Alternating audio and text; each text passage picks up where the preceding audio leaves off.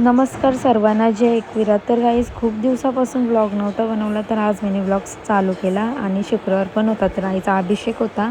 दर मंगळवार शुक्रवार आईचा अभिषेक असतो आणि ते लड्डू गोपालचा पण मीने अभिषेक केला. घेतल्या आईला वेण्या लावायला. तर इकडे मीने घेतले गजरे लावायला आणि मोगऱ्याचा गजऱ्याचा सुगंध एवढा भारी येतोय ना. आणि एक एक्स्ट्रा होता, तर आईच्या मुकुटाला लावला आणि खूप सुंदर दिसत होता तो. मग त्याच्यानंतर घेतल्या गोलवेण्या लावायला सगळे मूर्तींना देवांच्या. आणि मग घेतला हार लावा. आईच्या फोटोला हार लावायला खूपच डिफिकल्ट जात होता, म्हणून लावला कसा तरी. आणि दिवाबत्ती करायला घेतली इकडे. मग त्याच्यानंतर पाया बिया पडलो. मग खाली गेलो तर इथं नानी साडी दाखवत होते आणि मम्मी बसलेली. दुपारचे वाजलेले 4 आणि मीने घेतलेलं इथं मच्छी तलायला. मी जेवलो नव्हतं काहीच. आणि मग पटापट कालो केला आणि एक तळल्या.